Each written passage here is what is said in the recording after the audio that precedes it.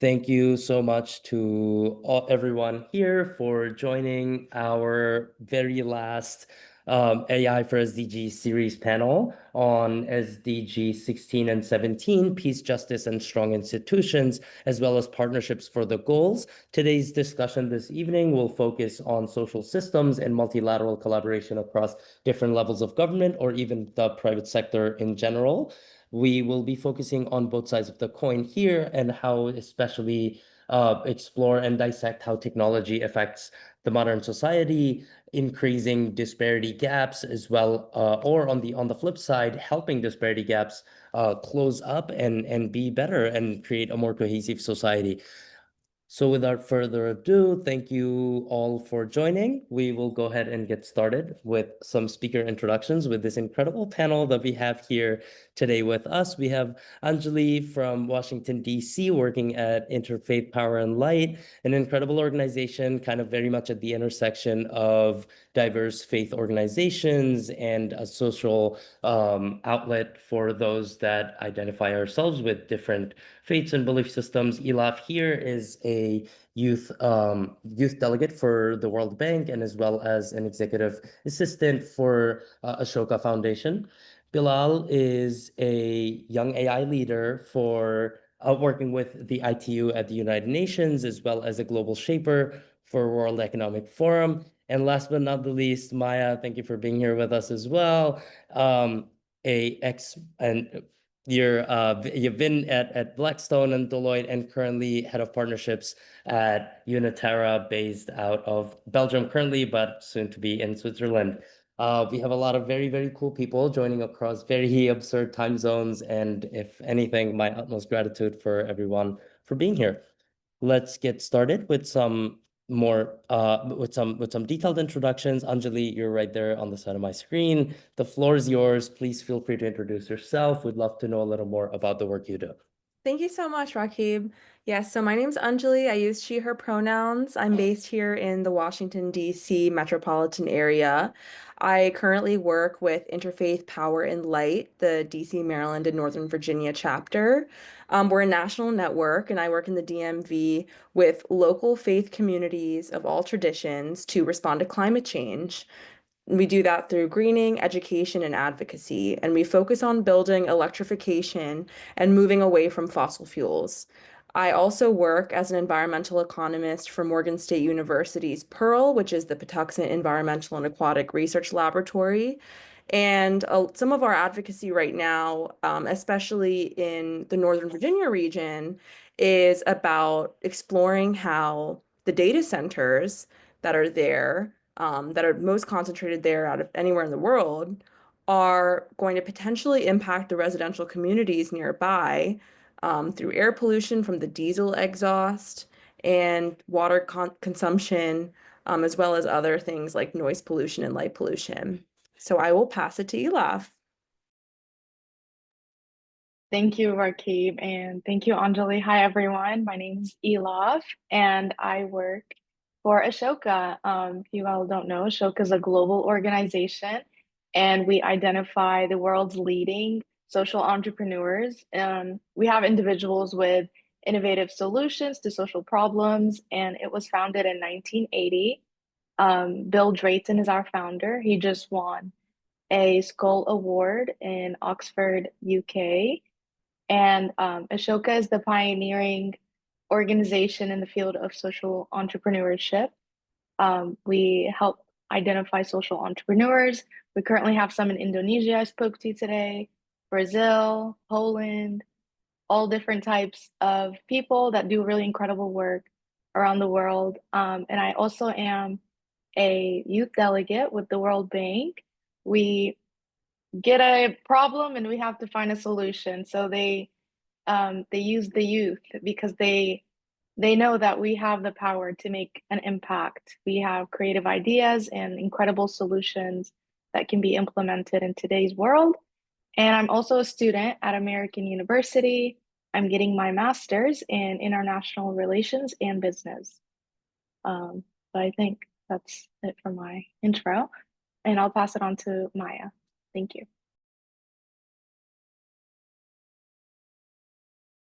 Maya, I think you're muted. Yep. Thank you. Great to meet you all. I'm Maya Poncelet. I am calling in. It's 1 a.m. here out in Brussels. It's as much, it speaks to how much I am supportive of this initiative kicked off. So thank you for doing it. I am an American-Belgian dual citizen from the US, now living in Brussels. I am an engineer by trade. I worked at Deloitte and Blackstone in New York for 6 years as a data and AI product manager in mostly the industries of advertising and then private equity. Lots of interesting stories to share there. And now I now am working for a late stage venture capital fund that's scaling the circular economy transition in Europe. I went very deep into systems theory and systems change in the past years, and am very passionate about what are the key levers of change to accelerate and create a society and a world that's more centered around our collective well-being. So very excited to be here with you all, and I will pass it on to the last one in the bunch. Bilal? Brilliant. I think, yeah, actually, that leaves me the last person in this panel. Well, hello, everyone. Thank you for the warm introduction. Well, I'm Bilal. I started my career as an economist at Boris Johnson's cabinet, who was more working at the macroeconomics side of things of the Brexit deal. Then I spent a few years in strategy consulting for BCG, networking mainly with Fortune 500 tech companies, mainly corporate strategy and finance. I later moved to venture capital, where I co-ran the first program of government venture capital in Qatar. Then later on, I helped build the first cyber tech in the region, which we witnessed an exit recently, which was quite exciting stuff, to be quite frank. Then quite recently, I transitioned to more of an advisory roles for both startups and VCs across the region and then beyond. I also happen to be a young AI leader by United Nations for AI for Good, that's managing the hub for the community, and then also global shaper for the World Economic Forum initiative. I'm happy to be in this youth-led discussion circle on technology, per se, and the sustainable development goals. It's really amazing to see so many young people here today united by a single idea, which is artificial intelligence can actually help build more peaceful, just, and collaborative world. As someone who's built his entire career around technology. I remember when I first heard the phrases of AI for good or AI for peace, I was intrigued, maybe a little bit skeptical at first, but today I stand genuinely here, excited by the opportunities the AI has to offer, but worldwide, and the initiatives behind it. So if we look around. Well, a quick reality check: AI is no longer a science fiction. It's actually part of our lives, from voice assistants to medical diagnostic tools to even people's personal therapists at this point, right? And personally speaking, my $20 OpenAI subscription is the best $20 I've ever spent.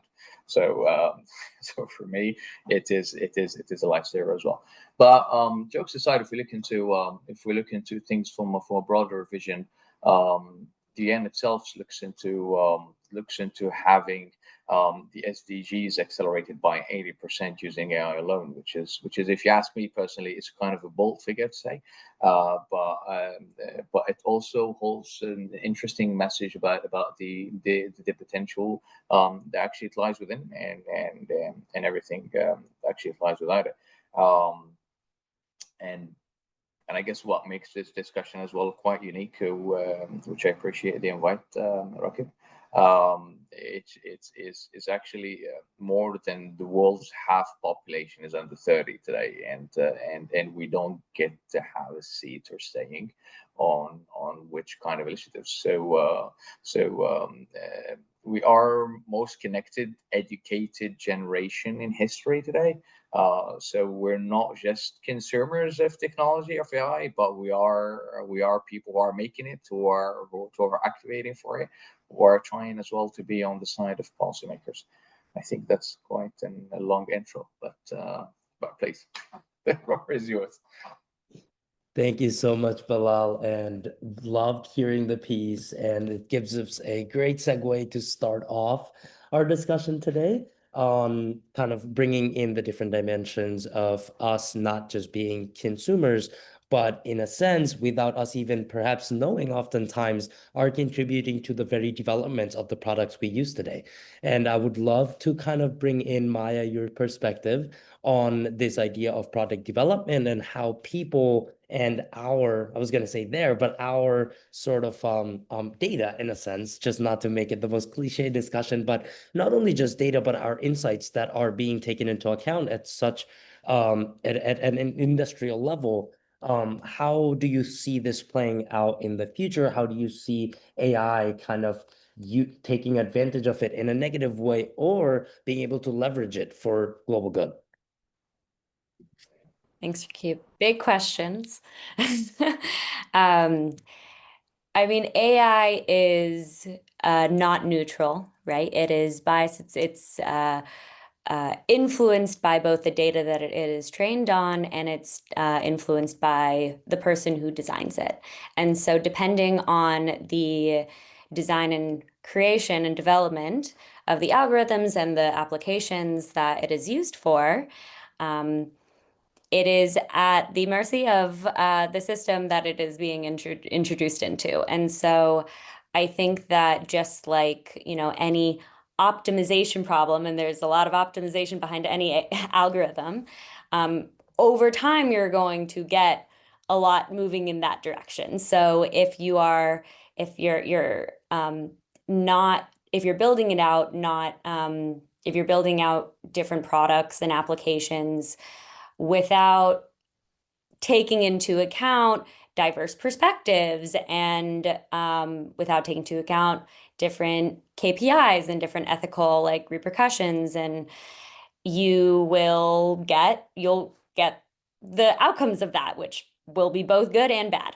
And so I think that there's an element of there's so much potential for the possibilities and what AI can be used for good. There's so much potential, but it is at the mercy of the system that it's being deployed into. And so really important to take into account, to include other voices and diverse perspectives, not just the free market Western perspective, which is the classic, that's the primary perspective that is taken into account when developing applications, but beyond including other voices, the data itself that you're using, being very aware of the biases that come from that data, will influence as well. And I don't know how much of your question was getting into some of the surveillance capitalism and some of the ways that our data is not necessarily private and being used in many different ways. It's a whole other tangent, but I'll pause there for now to see if others want to chime in. No, love that you stuck to the systems sort of approach to the issue at hand, and kind of not to take it into the most cliche sort of discussion on surveillance and cyber side of things, but something that you mentioned and resonates quite well with I wouldn't say I've definitely not think I'm alone in this. I believe that the rate at which the global north or the Western world moves ahead or innovates is the same rate at which the global south falls behind. And something that you've mentioned is the global disparity in technology access or AI access or accessibility is something that's definitely to be taken into account. And I want to bring in Elaf, your kind of perspective on this as part of Ashoka, as kind of identifying as being in the process, in the very middle of the process of identifying different youth entrepreneurs or civic entrepreneurs in a sense from different parts of the world, maintaining sort of an equitable access to, let's say, funding or growth opportunities for these different business ventures or even civic ventures. How is it that you guys evaluate these different ventures? How is it that you guys identify the different youth entrepreneurs per se in different parts of the world? And why is it that you guys give certain or what are certain markers that give you a green flag as in a sense that this could go somewhere? Let's invest with human resources, time, as well as funding side of things. Thank you, Rakib. So we have quite a rigorous process for our fellows, and they have certain criteria. And if they don't meet at least one of these criterias, they don't get approved for the fellowship. That is because they have an unlimited stipend. So essentially, they can spend as much as they need to hit their impact or their goal for that organization. So we look at things like, what is your impact report for the past 7 years? And we evaluate the impact report from the last 7 years. Like that's the minimum number, is it has to be an organization for a minimum of 7 years. And it has to have efficiency, impact. We need, do you have conflicts and how do you resolve those conflicts? Basically knowing the ins and outs of your organization and it being connected to empathy in a way. We have an individual, for an example, who started a nonprofit, and the nonprofit is to collect food from restaurants after they close, for an example, because they didn't want the food to go to waste, and they would pay money to these restaurants as a way of like returning the favor, or restaurants would just give them the free food. And then they would pass the food to homeless shelters or communities that don't have as much resources. So we would look at their overall impact and how did it start? Like, what was the spark for you to start this journey? Like for me, for an example, I was able to, this is also for all employees at Ashoka, is that you have to be a founder of something. So for me, I founded an organization when I was an undergraduate student for future law students. And this was because I was a first generation student looking to get into law school. I literally didn't know what to do. So I collected like a group of 5 students and was like, hey, let's start like an LSAT study session. And then it just kind of like grew. And essentially I opened the Legal Studies Society. So it's, you're thinking for the greater good, not just for what's best for me. You look around, see what people really need in your community. And for me, it was helping students get into law school, because a lot of us were first generation, or we're new to the country. Some of us are learning a new skill or new language, and those are all barriers to success to young professionals. So yeah. Lovely. Thank you so much. And of course, the personal anecdote was very, very cool. It kind of helps me direct the conversation to Anjali. I wanted to bring your perspective in. I was kind of thinking about more of a grassroots level sort of approach to systems solutions and kind of taking in diverse belief systems and tying it to the idea of the climate crisis and giving people a social outlet, yeah, almost to bring changes to the same place and discuss and explore ideas, dissect these different systems and improve upon them. How did that come about? How did you kind of went about this very, very cool initiative? Thank you. Yeah, as it happens, I didn't grow up very religious or a very strong believer of any organized religion in particular. But when I came across the organization I work with now, Interfaith Power and Light DMV, I learned a lot about how mobilizing it is for faith communities to lean into their values, their morals of what it means to be good stewards of the planet. And even though interfaith work implies working across religious divides, across socioeconomic divides, which can be very challenging at times, there are definitely certain social, cultural, and spiritual grounds which everyone can relate on, religious or not. And, everyone wants clean air and clean water and healthy food for their families. And using those faith values, leaning into the mobilization of a faith community really can speak volumes especially here in DC, where our legislators work and play and congregate. The morals and the values of understanding how our collective decisions as citizens affect the systems of our everyday lives really calls into question the righteousness of certain practices that, maybe we have just accepted. Maybe there are certain traditions that people have accepted in their religion or in their community that generations that are younger, like ours, want to challenge and want to expand the definition of to be more inclusive, to be more open-minded. And the same is true for climate change. Um, I think some people often see science and spirituality as mutually exclusive when there are actually so many ways that that gap is bridged.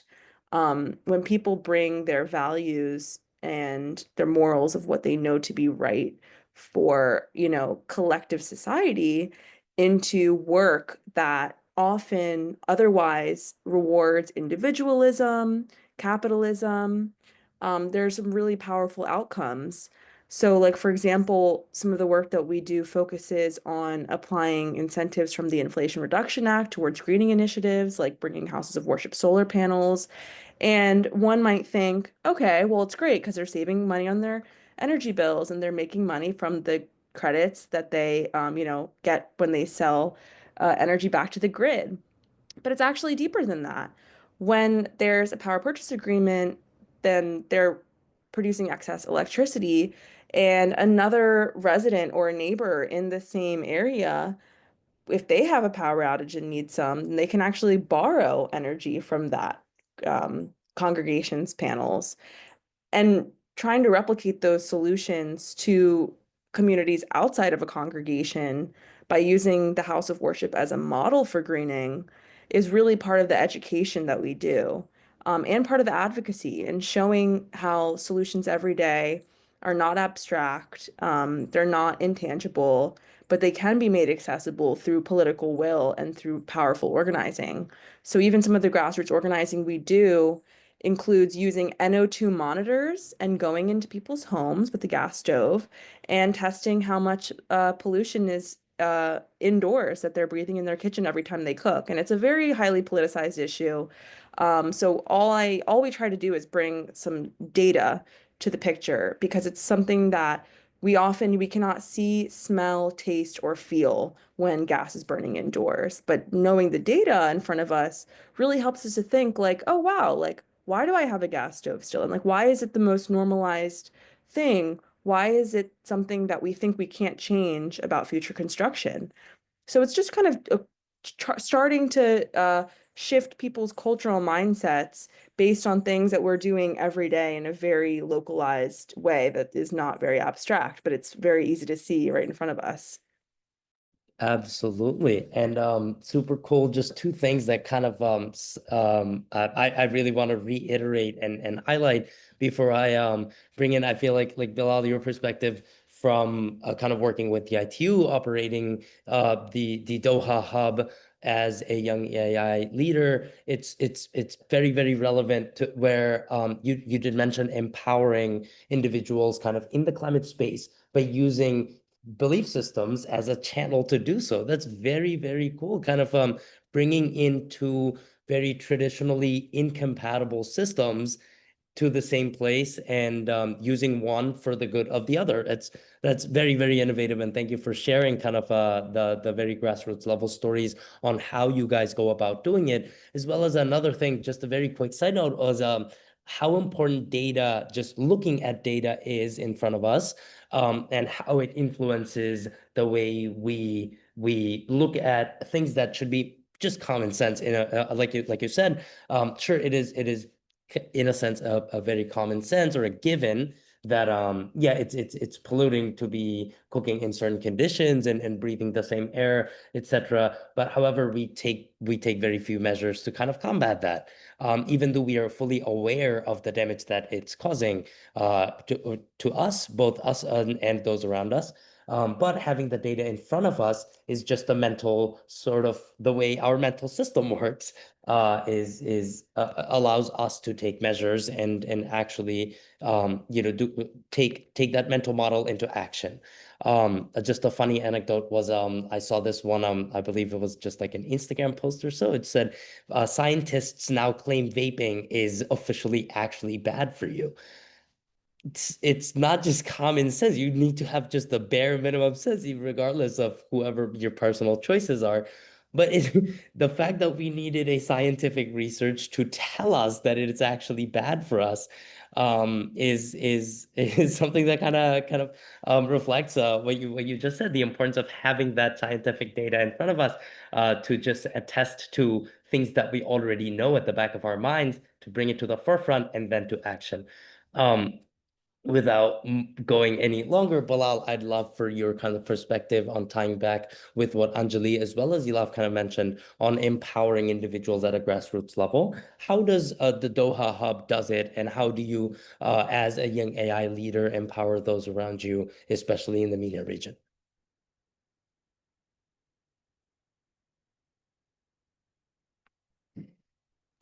Oh, sorry, I think I was mute.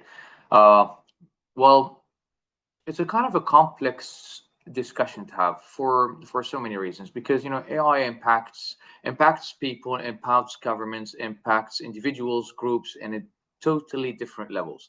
We don't all have the privilege to reap the benefits of the AI wave as we see it today, for so many reasons. On the ITU level, we realized that in order for countries, because the ITU is dealing with countries in general, so I'm taking countries as an example here.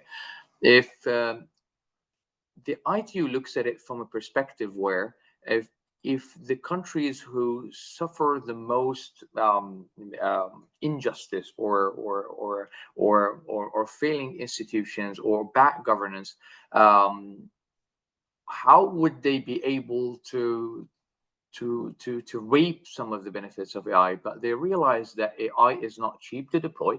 It requires full digitizations of the infrastructure in place.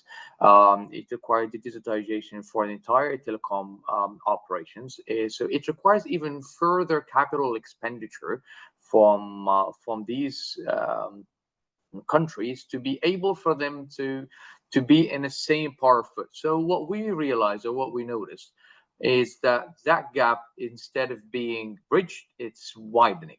So unless public sector entities or public funds be able to bridge that in terms of creating macroeconomic programs to redirect capital to bring people up to the new wave of technology, we're gonna be seeing even worse injustice in the world. Things can actually be worsening. But on the brighter side of things, we've seen as well quite interesting applications of AI in terms of actually solving some of the SDGs problem. For example, if we look into Africa, there was at Uganda, there was an AI application called Winnie.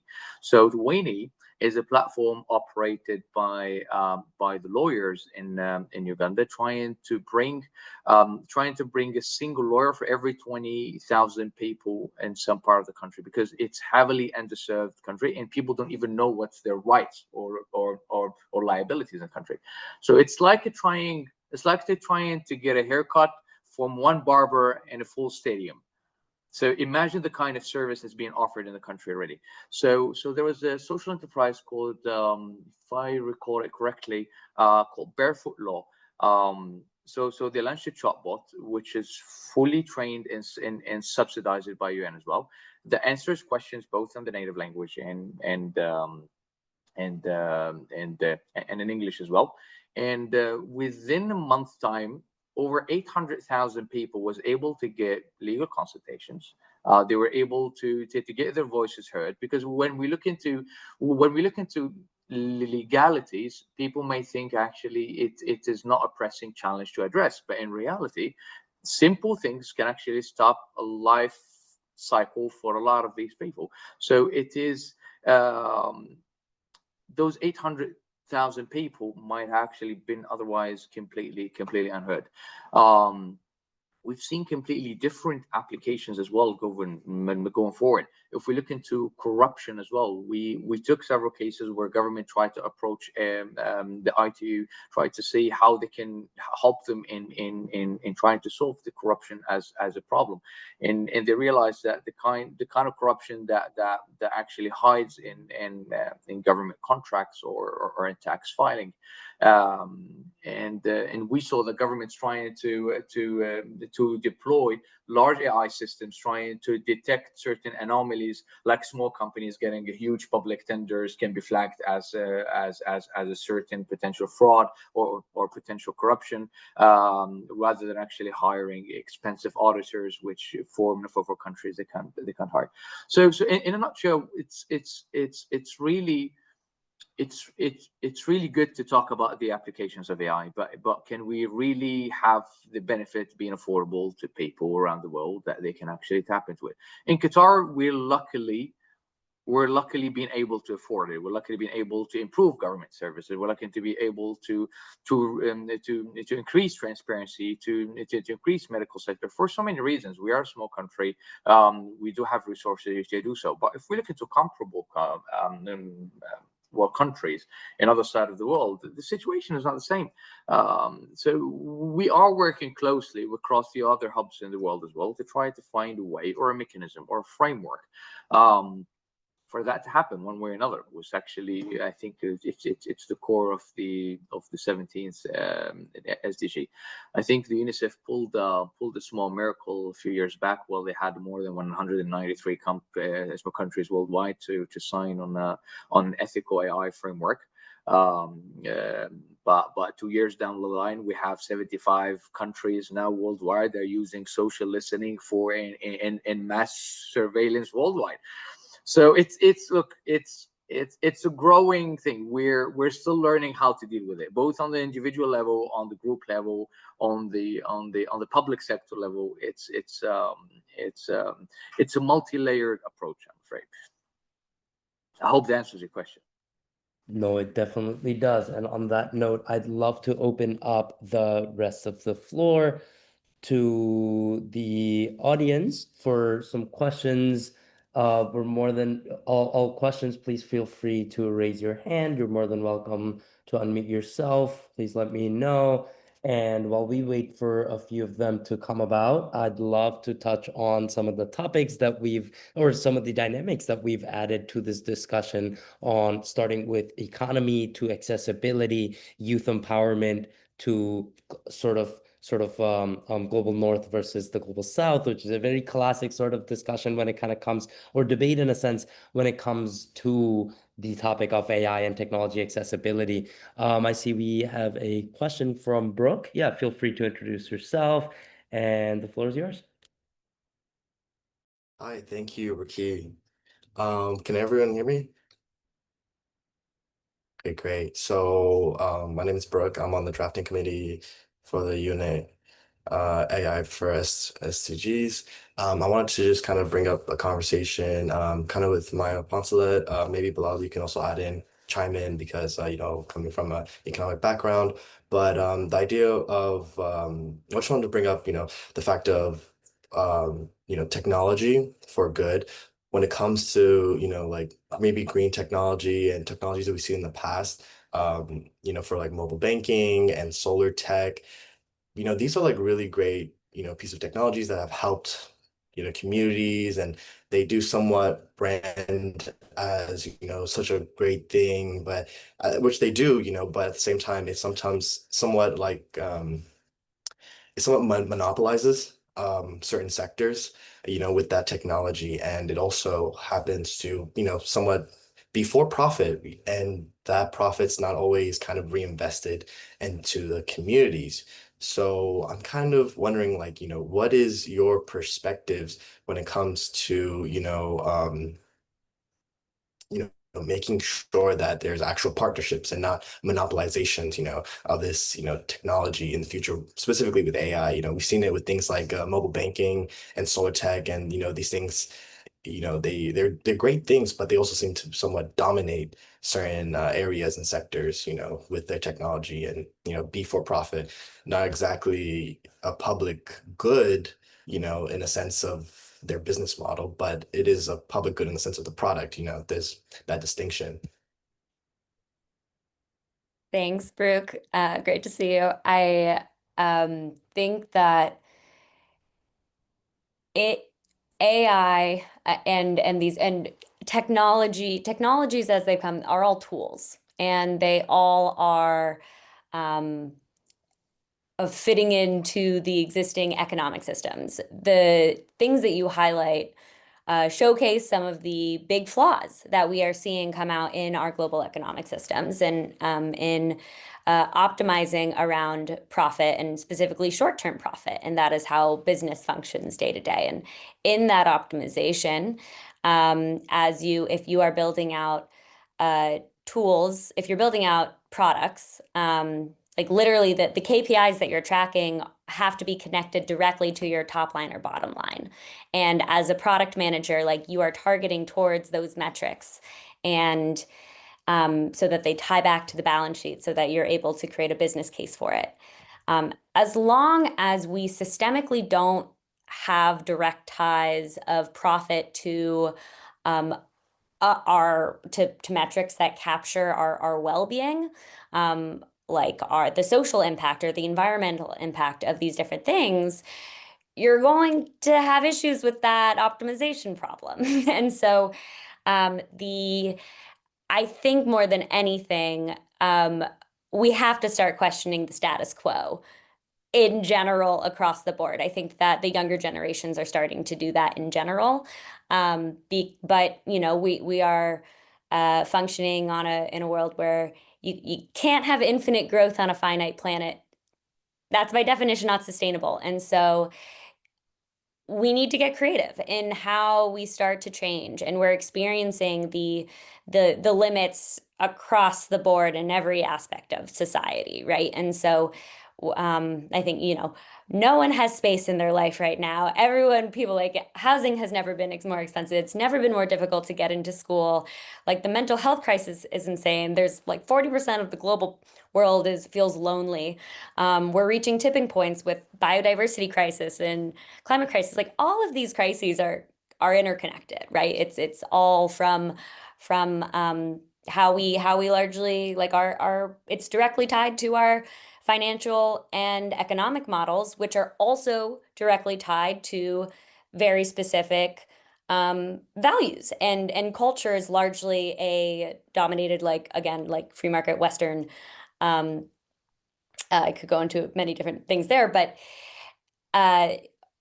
with so rather than we could spend a long amounts of time, if we try to make AI ethical, in the end, it will still function however it is deployed, like in whatever system it's deployed. So it's equally as important that we are having conversations around like making broader our society more ethical and then bringing out these AI models in conjunction to that. And so I think a really interesting conversation to have is given this is the system as it's functioning today, where is it safe and just to full steam ahead with AI, and where is it maybe not?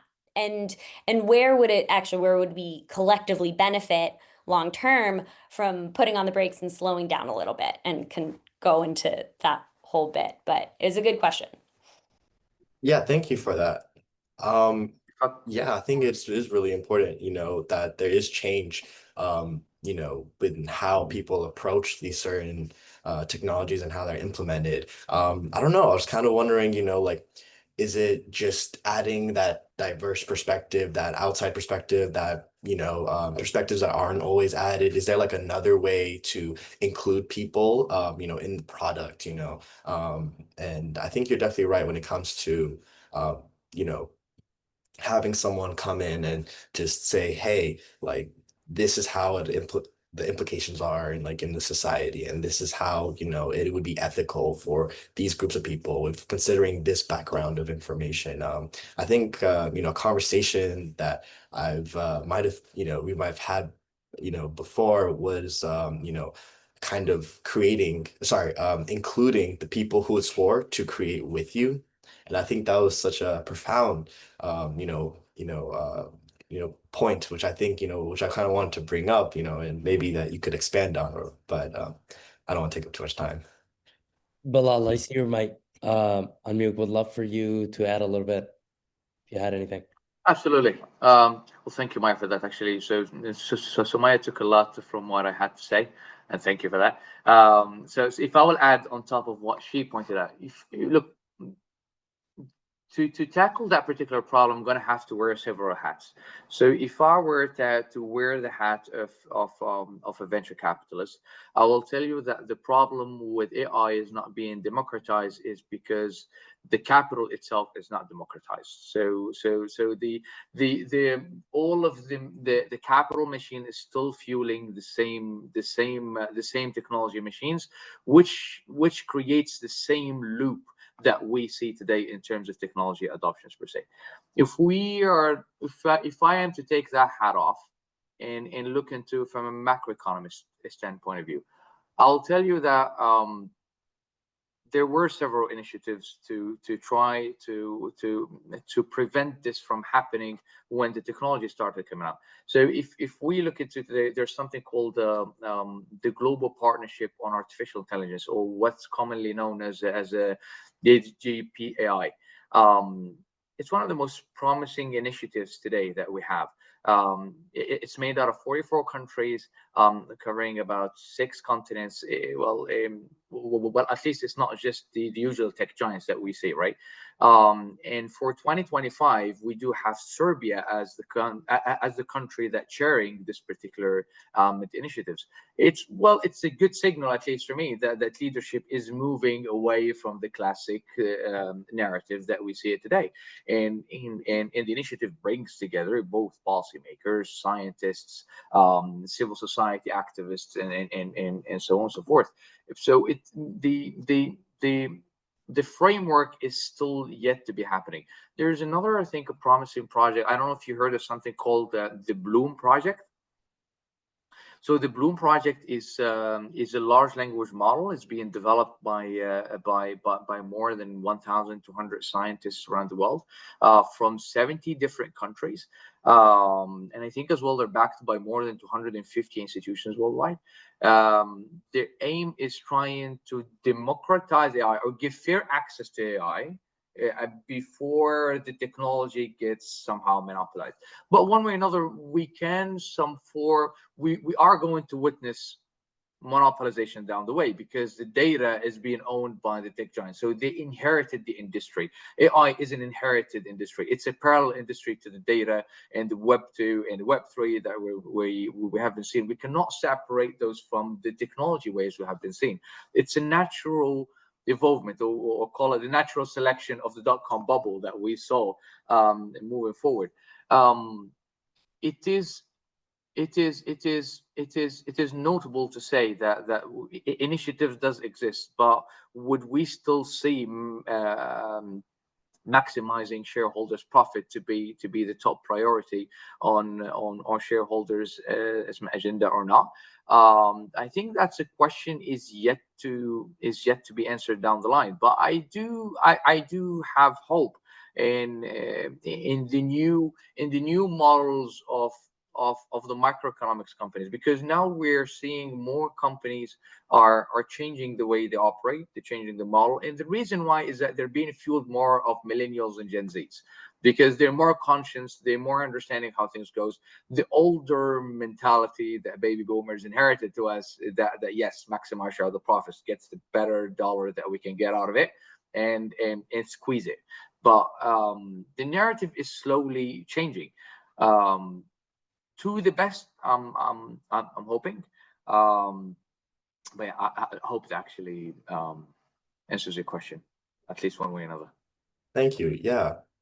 Um, Yeah, you did bring up some really interesting things, when you said, monopolization of data. And I actually want to just bring up a point which I think might add an extra dimension to the conversation, is being that, a lot of countries, I guess nowadays, maybe more so, are having restrictions on data, somewhat, outside foreign entities, someone coming in and exporting data out of the country. A lot of places are just not allowing that, actually. And that somewhat kind of stifles this, profiting stakeholder, maximizing stakeholder profit, and also somewhat protecting from monopolization of data. But also it's somewhat it kind of stifles innovation, in a bit, like a lot of technologies maybe might just not work when they have to be brought outside for, I don't know, cloud computing or training or things like that.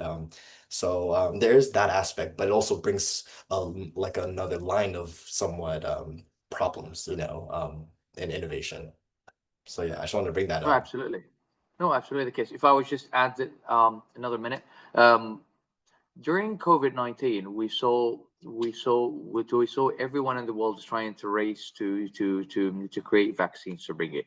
But what they don't tell you is that vaccines was only available is because there was a data sharing diplomacy, and that maintained all of the scientists around the world for them to share the data and build on top of it. So all of the progress that's been happening simultaneously was actually being shared worldwide. So everyone reaped the benefit. That created the sentiment that can be replicated across different sectors or industries or across time. But will that happen in a non-crisis manner? Because that happened because we have a world crisis. The entire economy was collapsing. But would that happen from a for-profit perspective, for commercial reasons? I don't know. The question, I mean, the answer to that is really, I don't know. I think we're yet to find out. I think you're right. Data diplomacy. Sorry. I'll go ahead. And that's kind of why the panels like this, involving kind of civil society, very much at the grassroots level as well. Something that I would love to reiterate that Bilal, you touched on a little bit, but Maya, you said it as well, was the idea that AI isn't necessarily a flawed system. A lot of kind of flaws that we see in generative AI in the modern day, especially in its infancy, which scary to say was only a few months ago. And as this technology matures, a lot of these flaws are kind of, I don't know if they're getting fixed or getting masked in a sense, because, for example, a very clear example was when I believe this was for a class project that I had earlier last year, was you look up anything about a hungry child, that was just a 2-word prompt, would generate most of the images that the different AI models generated was in a Saharan setting, in a desert sort of setting, was usually a kid of color. And more often than not, it was very disturbing, to say the least, as to why is it that a hungry kid always has to be of color, in a sense. And for lack of a better example, kind of this was the most sort of authentic example that I had in my mind, from a real world sort of setting. And these issues, these social sort of issues that the AI pointed out for us was very much patched in the next updates that came about. Did the data automatically become very equitable? No, it's that they kind of shifted the weights that the model kind of saw the data in different way now. But the initial kind of flaw was very much a pointer to the rest of us to show how flawed the data that exists, the database itself, and the social systems in place, the flaws within the social systems in place, instead of the AI system that was just pointing it out. And I believe just a very, very cool insight that Bilal and Maya, you kind of brought in. But I wanted to add that little example there, to be able to kind of see it from a real world point of view. And right there we have with another question. Please feel free to introduce yourself, and the floor is yours. Yeah, of course. Thank you so much. Can everyone hear me okay? Right. So Maya talks a lot about how there are like inherent biases when it comes to AI, and actually, Rakiv, you just touched on that actually, what I kind of wanted to expand upon, that there are a lot of inherent biases that sometimes they're not meant to be there, but they always are going to be there, especially when you base these AI things off of like a Western ideology. And then Anjali also talked a little bit about how you can use belief systems and like the beliefs of communities to kind of bring about social change. Like you talked a lot about how you did it with the environment and collecting data a lot. So I kind of wanted to tie those two ideas together, and just ask a very general question about like how AI can be used to stop like major global conflicts that are happening right now. Obviously, there's a lot of difference in perspectives between these two ideas, right? And while I don't think AI has been incorporated yet, I feel like a lot of the reason for that is because AI may have been based on already existing Western ideologies. So it may be favoring one side over the other rather than creating a fair and equitable compromise. So I'm just curious, how can AI like take into account diverse perspectives, especially when it comes to global conflicts that are happening all across the world?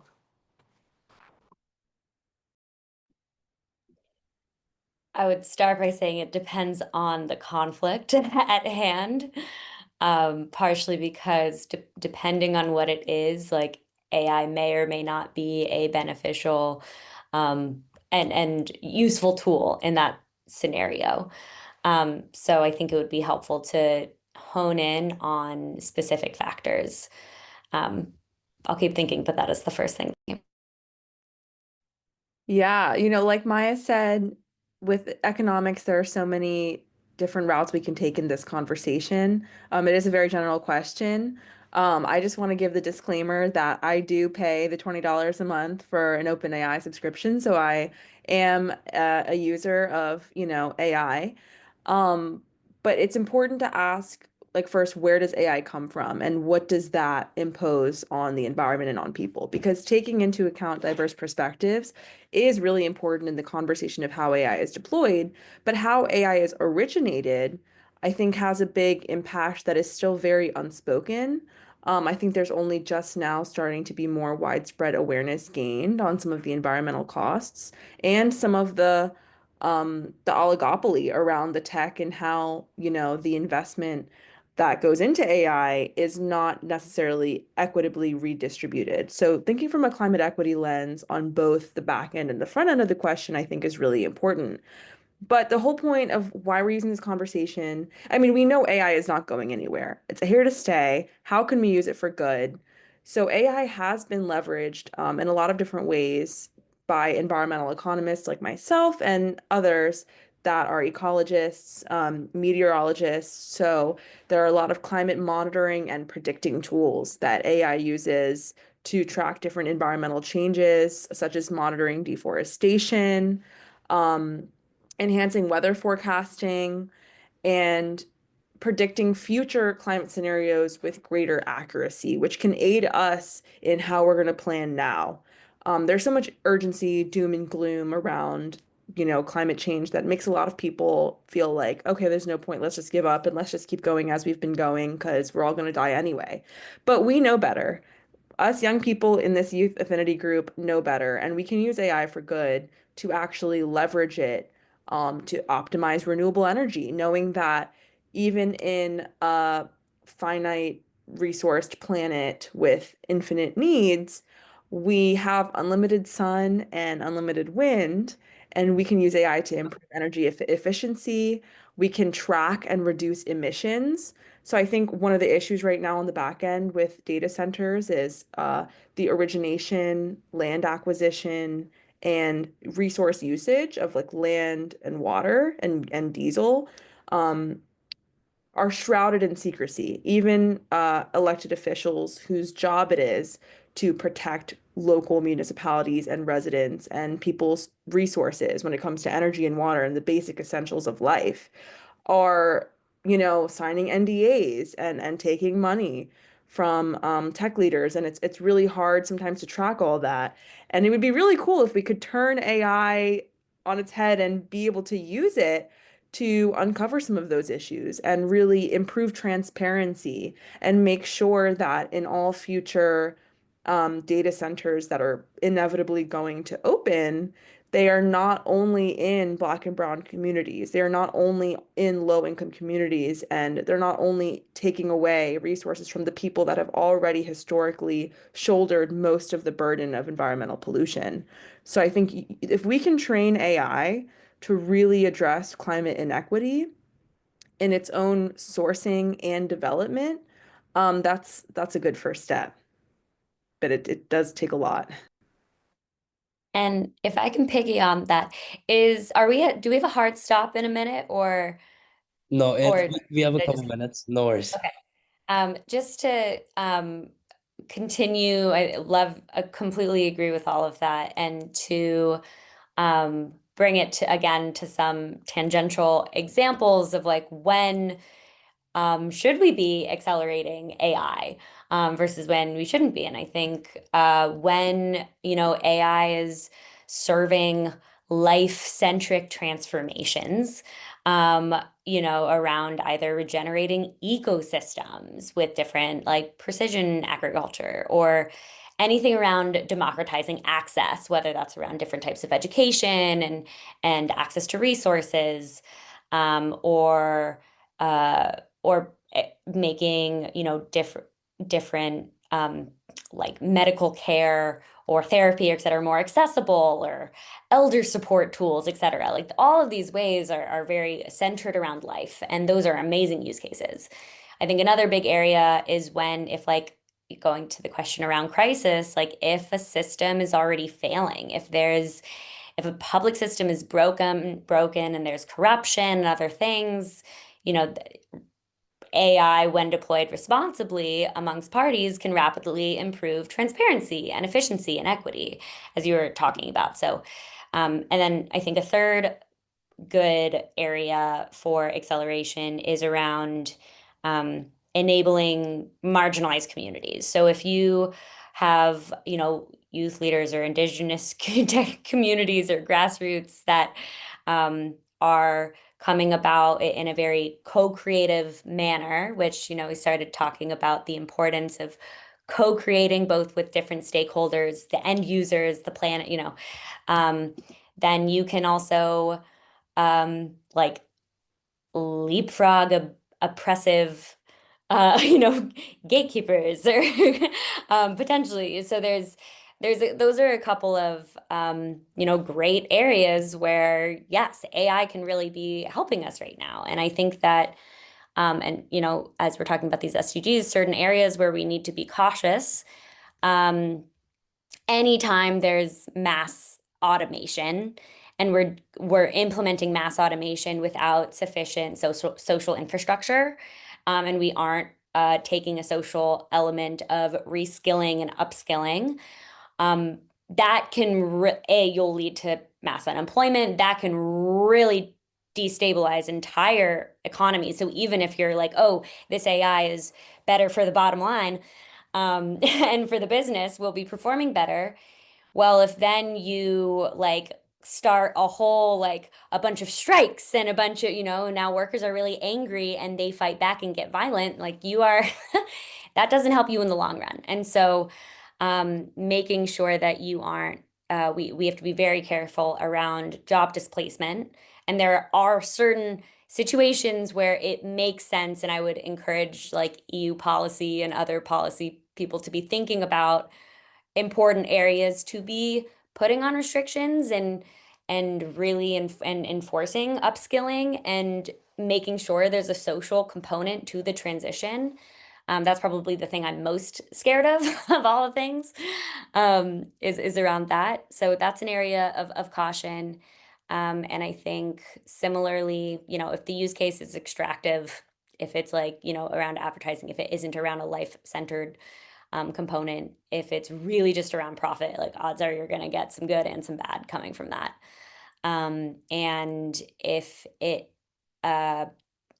you're implementing it into systems where it is the existing system is not necessarily just, like if we don't have sufficient like global ethical standards for our, justice systems or healthcare systems, we probably want to be cautious around how we start to implement it into those areas. And so more than anything, that's where, I think this initiative and this team, so much of it is just being really thoughtful about the use case and the application and the co-creation, and and who's involved in the conversation to decide where do we go ahead and where do we not, right? And and so in the end, if you have a diverse group of voices contributing to that decision, you'll probably get about as good of an answer as we can get, and that is good enough because for right now. So those are just some things to keep in mind.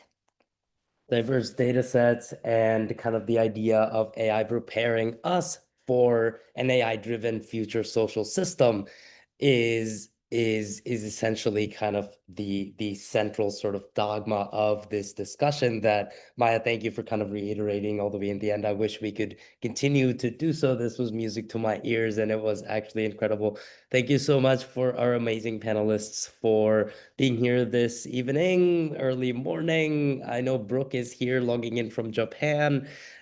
This has been a wild crew and an absolutely amazing ride. Thank you so much for the audience who's been here with us this evening as well. On I'll leave the floor open for our panel for any closing remarks before we end our discussion here tonight on SDG 1617 at the very intersection of AI and social systems. Well, I will actually leave everyone with a single thought. Today, if we look into the capital available for innovation, and when we say innovation, as we say today, the capital is heavily moving toward toward AI, right? If we look into the giant wealth available, only less than 2% of that is dedicated toward venture capital. Why do I say venture capital per se? The reason why venture capital sits in the forefront of what we call funding innovation. But however, what we look into today is that the capital available toward innovation, it is designed to fund the velocity of SaaS, and it is not designed to fund equitable solutions for climate tech or for health techs because of the way venture capital is being designed.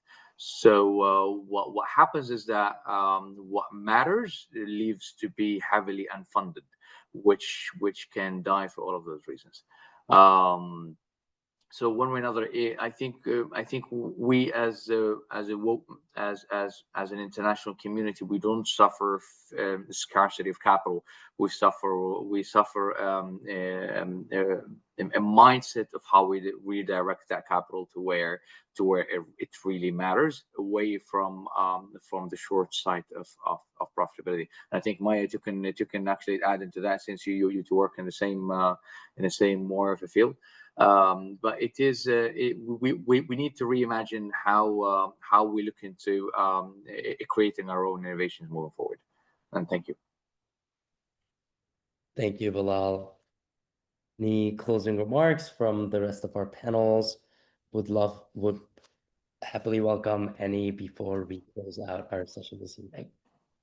I already spoke a lot, but just want to reiterate let's reimagine, let's question the status quo, let's make change from within and from the outside. And we have to partner together. And sometimes sometimes partnerships will appear in places where you least expect it. And I would say just welcome everyone, go in with an open heart and open mind and find your mind-body connected peers who are doing good work in this world, and let's co-create a great future and get through these next hard couple of years together. And thank you for organizing this. It's important conversations to be having. Thank you for being here, Maya. Thank you for being here, Bilal, Anjali, and Elaf. Pleasure's all ours. Thank you. Yeah, Thank on the- you. Go ahead. Bye, everyone. Thanks. Have a good I one. have class, sorry.